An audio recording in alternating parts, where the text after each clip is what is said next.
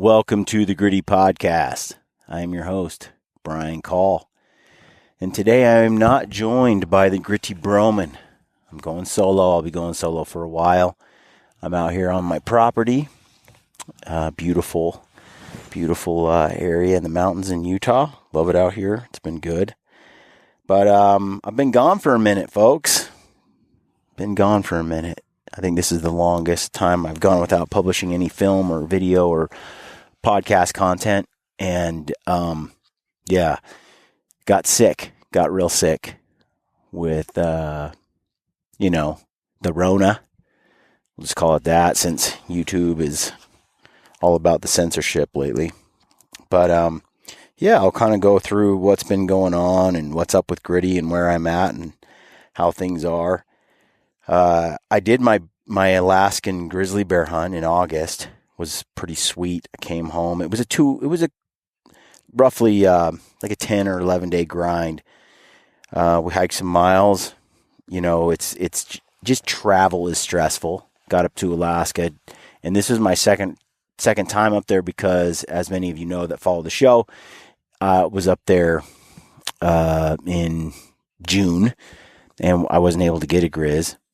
So I went back in August, and it was a cool hunt. And I have so much cool photos and some cool video, and it's a great hunt just for y'all to experience Alaska and just to see what it's like up there. And it was just an inland grizz hunt, nothing fancy on the coast where they have those giant monstrous bears. But it was a hunt I was looking forward to because I like the idea of DIY, and this was DIY-esque, and it was inside the interior, lots of backpacking and hunting needed, or backpack hunting needed.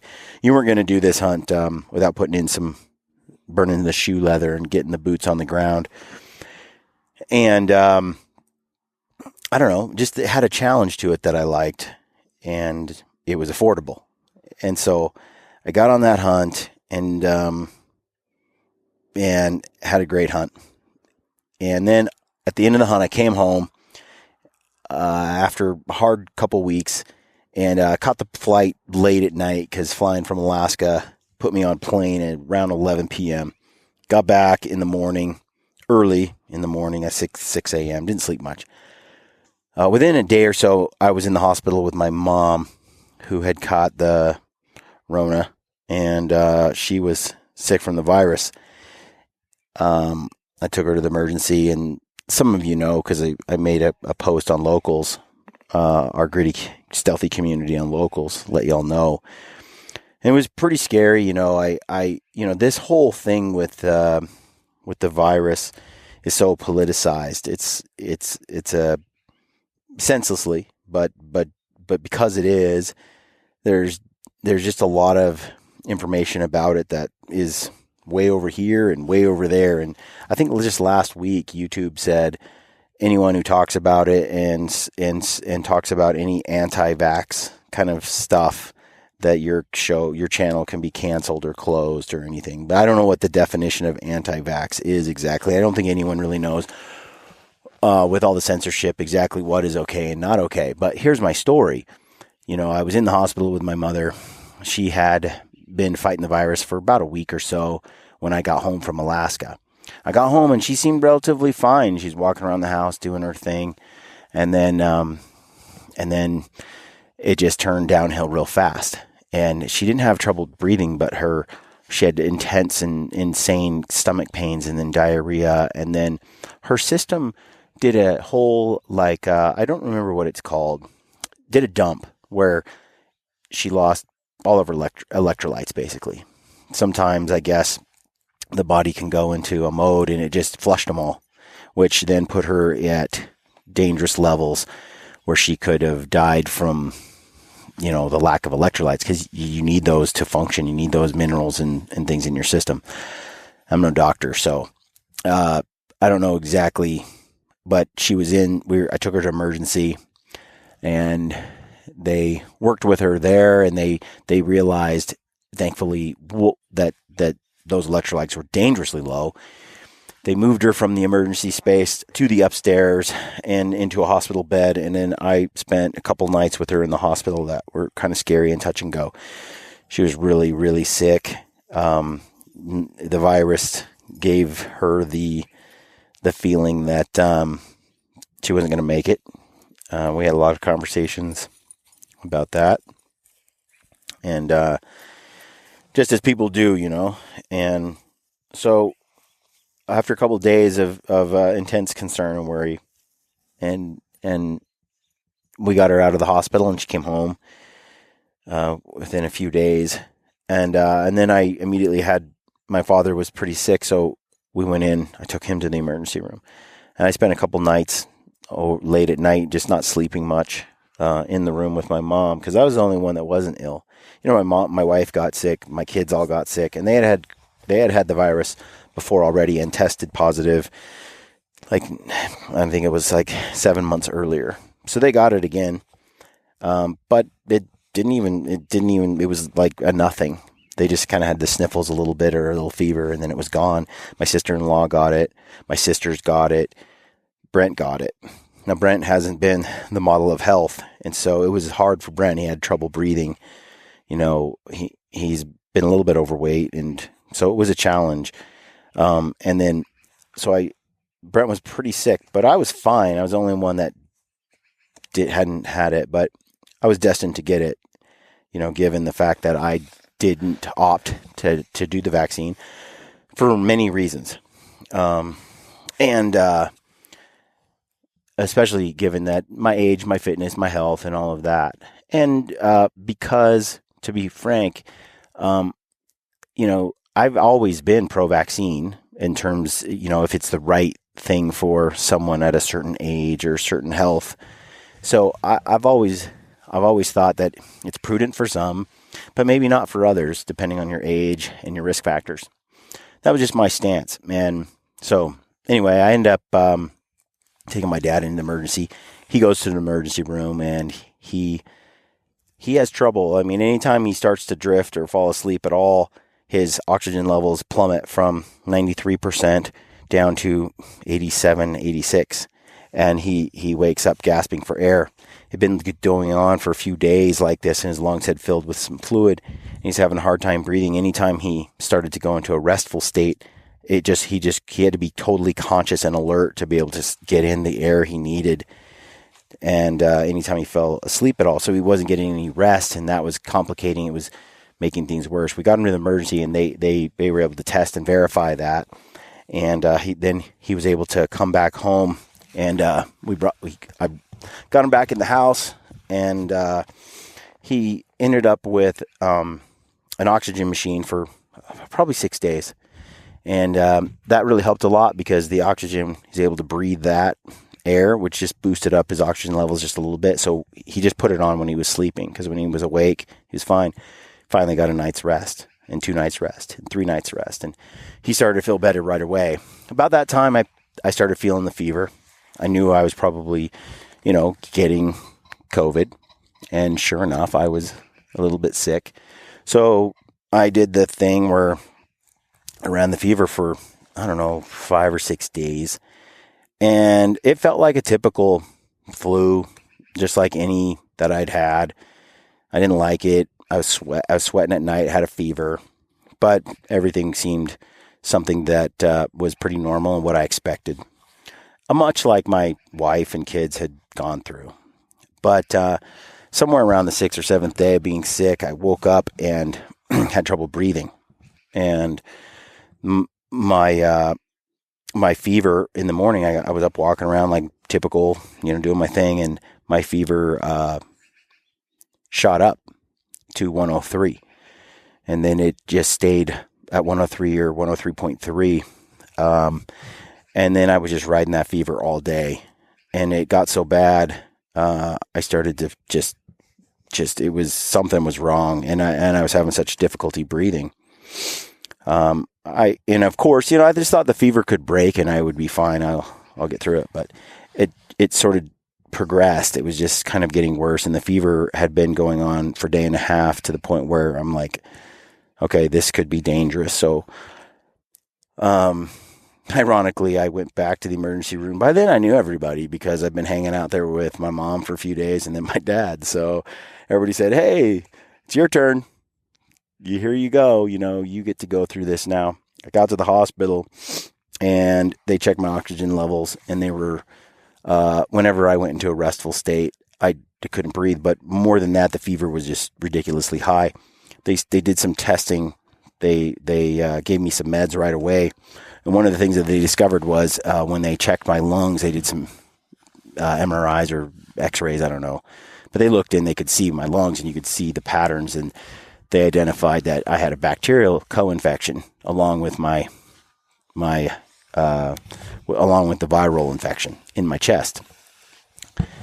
And somewhere along the lines, probably just due to a lot of the stress and the things that were going on at the time, compromised immune system, probably a couple weeks in Alaska, who knows, staying up all night with my parents, worrying sick about them, and or maybe it was going to happen either way. I don't think so, but the chest infection was aggressive, and the bacteria was pretty intense, and it had just filled up fast, and the fever, the body was fighting it, just trying to get that bacteria, ahead of that bacteria. But it was, I don't know. It's hard to say.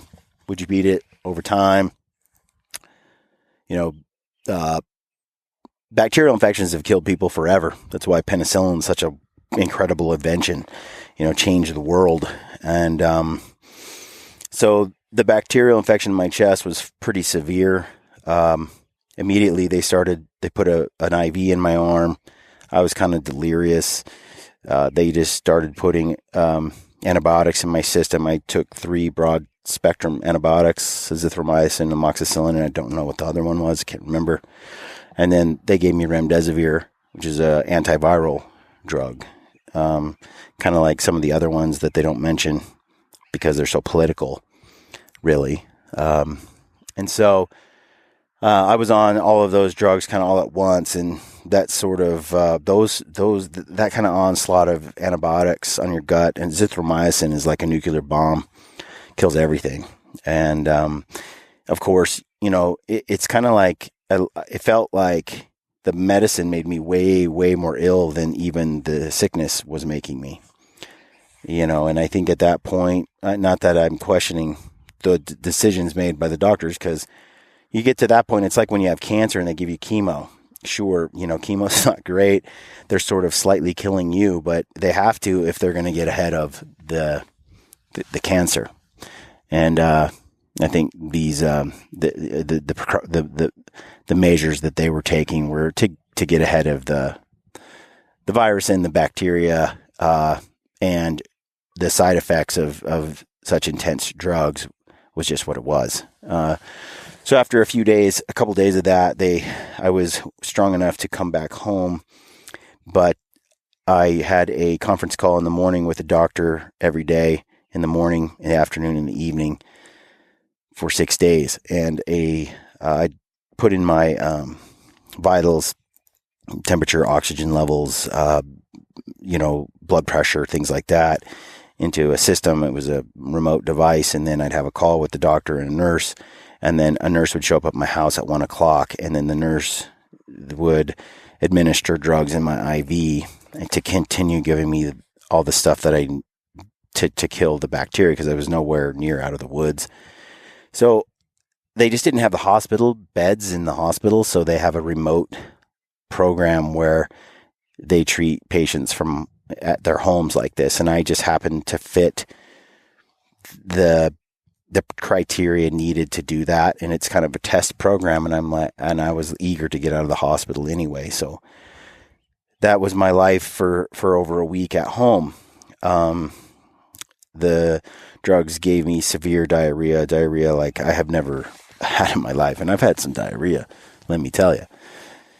And so I ended up, after each movement, I was taking Imodium AD, breakfast, lunch, and dinner after each bowel movement, which was really not a bowel movement, just evacuation of water and fluids. And So I got through that. After a few days, it finally that subsided a little bit.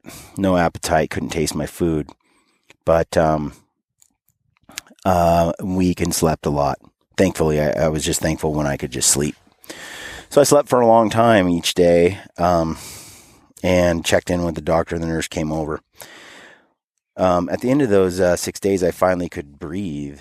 Like right away after they started to nuke my system with the drugs, I could start to breathe.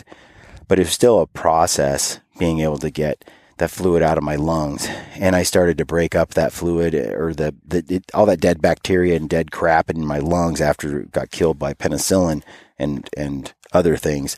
And the virus ran its course. It started to just come up through my system. And it took days and days to just cough it all up and get it out. And about that time, I was able to finally kind of just check out of the hospital program, because I was kind of on my feet at that point and had finished all the rounds of medication. So at that point, they removed the IV that had been in my arm for quite a few days now. With COVID, there tends to be a blood clotting problem. People can blood clot very easily. It tends to be pretty severe. And so it's something to do with this virus that causes blood clotting. It's a strange virus. It doesn't feel natural at all. Just saying. But this blood clotting problem, when they pulled the IV out, and this can happen too from having an IV in your arm anyway. But I ended up with a severe blood clot in my bicep where the IV had been. And this is the day after I checked out, so I had to go back to the emergency room. We called the nurses and doctors that I'd been conferencing with every day, even though I had already kind of left the program. And I was like, one more question. Is this normal? My arm was just swollen. I had my vein was hard as a rock, and it started to it was hot too, like 103 degrees just around my arm itself from the inflammation. And we went to the emergency. Sure enough, I had a blood clot. They did MRIs to see that the blood clot was isolated to that spot. They didn't want to find a whole bunch in different areas, so they tried to search for other areas that might have a clot. Thankfully, it seems to be just right there. It's called deep vein thrombosis. When you have a clot in there, or DVT, and they put me immediately on some pretty strong blood thinners. So those blood thinners I started taking right away, and that was to break up the clot in the vein, but also to prevent new clots from forming. So I got on the blood clots, and within about 4 or 5 days, my arm started to stop swelling. The knot it's still there. It's been a couple weeks, but started to go back to normal. I started to feel like, no pain in my arm, like kind of back to normal.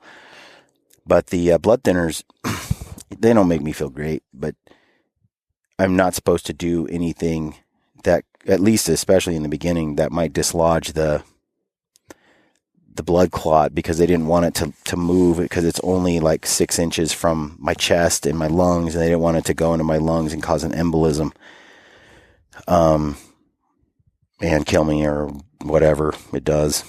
And or even further. So I took it easy I was too tired anyway. I just slept mostly.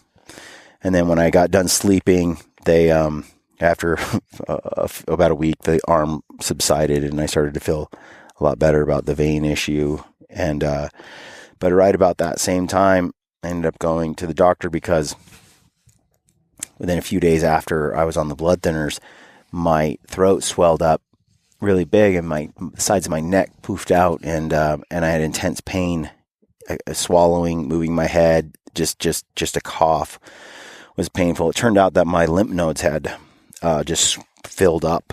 As your lymph nodes, probably, I don't know if it's from the virus or if it was from the medication, but your lymphatic system is there to kind of filter things and process them, and it's not uncommon, just for people who even get the vaccine for that to happen, but also for people who have the virus. Sometimes the lymphatic system there can be lymph nodes under the armpits that can cause issues. But for me, it was all in my neck. So I was a little worried at first, but then went to the doctor, and turns out that, it's just another thing. So after a few days of that, about 4 or 5 days, the lymph nodes kind of started to go back down to normal. So for the past 4 days or so, I feel almost normal, almost totally normal. But this happened kind of at the beginning of September, and here we are. I don't even know what day it is. It's the end of September. Today's it's the 30th. I didn't get to hunt this September. The whole time I was ill, and I'm on thinners. I'm not supposed to do anything where I might actually cut myself because I'll bleed to death, because the anticoagulants are pretty strong. They're like, yep, don't cut yourself. Don't get in a car accident either. Don't do anything that might make you bleed, because you won't stop bleeding. So for now, I am just taking it easy at the house. Been working on film. And waiting for that process to finish. In theory, I will go back in a couple of weeks. They'll check, make sure that the veins are clear, and then I'll discontinue the blood thinners. Now, what I'd heard, what was explained to me was that within 3 days or so of being off the blood thinners, my blood would go back to normal. So that's my target date for getting back to physical activity, getting it back in the woods. Sometime around that, I have the green light. So, I've thought about this now that it's passed. For a while, I thought, I'm fit. I take care of myself. My markers, in fact, in the hospital, my blood pressure, pulse, and all that stuff, my blood work, they're the model of fitness. You have everything, your cardio, like everything's top. But it didn't really matter, who knows if it was I think it was a perfect storm of a lot of things happening at that time. I pulled my kids out of public school at the 1st of September, at the same time that my parents were in the hospital. Because as I started to analyze what was happening in the school system, and I was seeing some things happening with my kids, I can't do it anymore. So I pulled my kids out. And I'll say that, I learned, I was seeing some things, and even witnessing my family struggling. And I thought about it early, and this is another thing that was weighing on my mind while I was in the hospital with my mom. I love my career, and I love what I get to do, and I love the podcast and the films, and I love adventure. I mean, I got to have it. But I also realized that none of that matters to me, or at least the joy of it is swallowed up in the failure of raising my kids. And it's not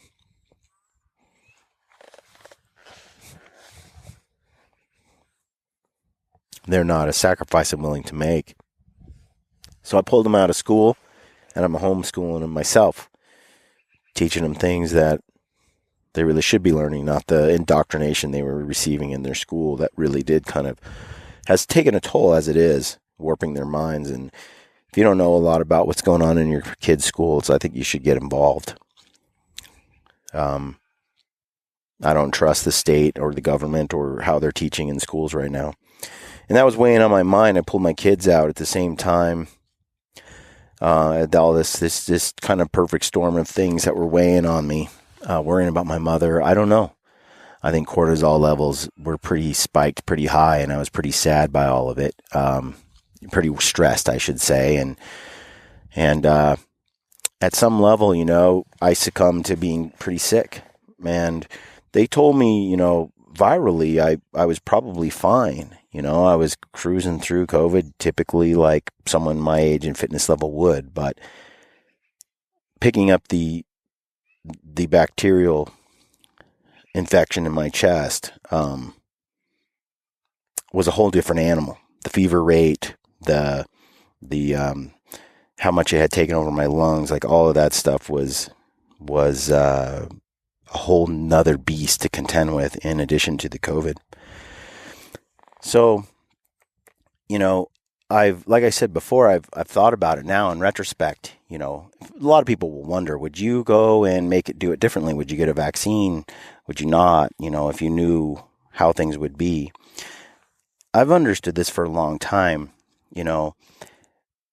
There's the risk and all the problems associated with getting sick. And then there's any risks, if any, associated with any kind of treatment, a vaccine type treatment. And it's, to me, in our world today, the way it's been, it's just choose your poison. You don't get to not deal with Rona. It's here to stay. It's part of human life today. And we can try to eradicate it as much as possible, for sure. But you're dealing with something in life that is, in the form of this virus that's, you don't get to not experience it. It's part of where we are. So you can either get sick and go through it and do a natural immunity and therapeutics and so forth. And it has its risk because they're very real problems, blood clots, like, for example, lymphatic system. Who knows what's gone on with my gut from the treatments I received and the other medications that I needed to go through. There's lasting side effects from having it and going through the being sick part and being treated and all of that. And then there's other things associated with the alternative. And what's frustrating is, and I've always felt like, I've never been afraid really of any vaccines. I've had a lot of vaccines throughout my life. I've traveled to India and to other parts of the world and a lot of third world countries. I had to get vaccines that most Americans wouldn't dream of. I think a lot of people who travel to third world countries have experienced the same thing. It's part of, the cost of doing business when you go overseas and when you go to places that still have third world viruses all over them. And throughout the years, I've been pretty resilient with vaccines. And I looked at this one as just another one of those options. And I've never been against it. What I am against is mandates. I'm pro freedom all the way, 100% pro freedom. So it's really hard for me. Just educate people. Just tell people the truth. Just tell people these are the problems with it, the actual risk, and here are the problems with this option and all the risks. And when people just have facts, they can make decisions, and most people will make the right decision. They just need the right information. And unfortunately, it's so politicized, you can hardly even have a conversation about it without it being some ideological stance, rather than what's really right for you from a medical practice perspective. And there's so much distrust across the board. It's a shame. Because I can tell you, in my case, the coronavirus is not a joke. It's a big deal. I went through it and I saw others that struggled. Then I saw other people, though, that didn't have any trouble at all, including my wife. So knowing that and having other people understand that, they can make an informed decision. Now, I was never under the illusion that I couldn't become extremely sick from it. I've always known that. I thought I was banking on the fact I probably would handle it better than other people because I've always been fit and resilient, and I don't get sick. So, but that doesn't necessarily matter when you get hit with something else at the same time, or when life just buries you in stress and things, and it doesn't take much, just the right twist of things, and it can go south for someone instead of going the other way. Because anytime you get sick, that's true. Whether it's the flu, influenza, any type of virus, strep throat, all those things can be far worse than they normally would be, depending on a perfect storm of events, So I've always been aware. I'm a health nut in that regard, and I'm not delusional on that. At the same time, I did think that I would handle it better, and it was frustrating when I didn't. It was disappointing. But I've also realized, sometimes that's how it goes. You don't get any guarantees in life. It's not how life works. And thankfully, we have what we had in modern medicine, and they had the resources to do it, and the medical staff where I was at was incredibly awesome. And I was super grateful for the country I live in and what we have in front of us. I think it's disappointing that it's such a political issue, and that it's being used as a weapon, really, to either control people or to divide people politically. And it's nonsense. It really shouldn't be an issue. So lots to consider on that. But I like to keep it real and share what I know, especially things that are personal experiences that are factual. It's just what it was, and hopefully it's useful in some manner or other to those out there that are following the show. I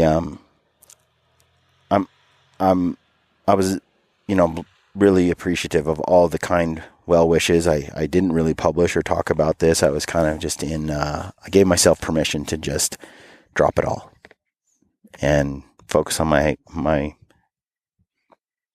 health and recovery of my family.